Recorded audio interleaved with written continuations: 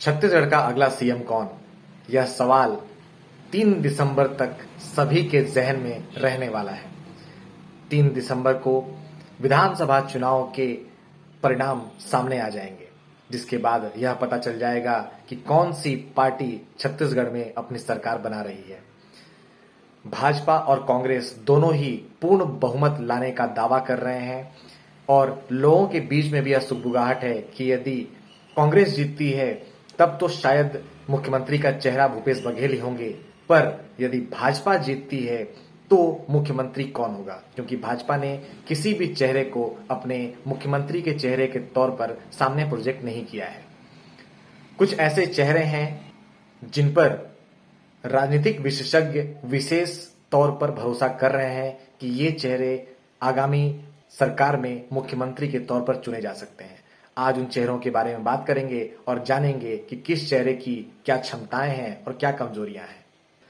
इसमें सबसे बड़ा चेहरा है पूर्व मुख्यमंत्री डॉक्टर रमन सिंह का, जो कि 15 वर्षों तक भाजपा से मुख्यमंत्री रहे हैं और एक अच्छा शासनकाल जनता को दिखाया है।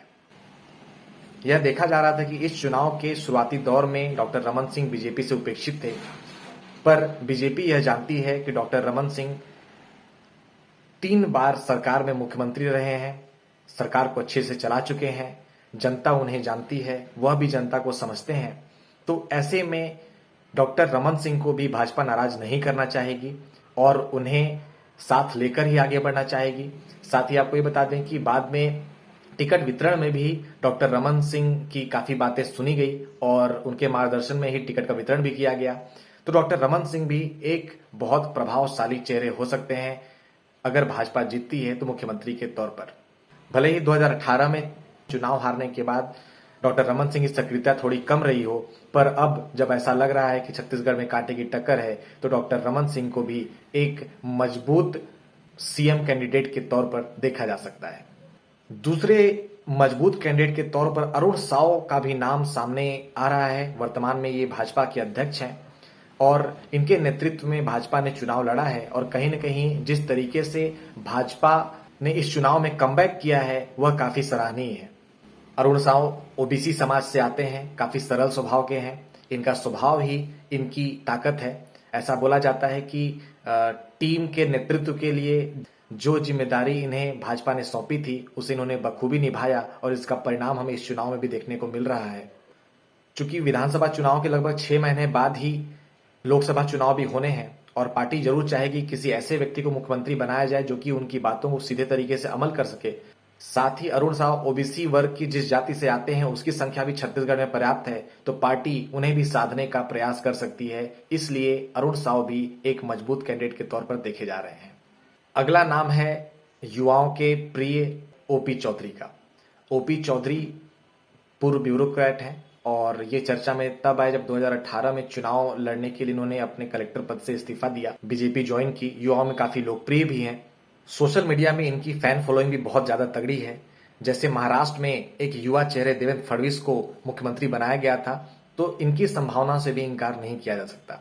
हालांकि यह राजनीति में नए हैं, संगठन को चलाने का अनुभव भी थोड़ा कम है, पर एक युवा जोश और नए तरीके से कार्य करने की रणनीति के साथ भाजपा में शामिल हुए हैं। अगर इन्हें भी भाजपा मुख्यमंत्री का चेहरा बनाती है तो यह भी छत्तीसगढ़ के लिए गर्व की बात होगी।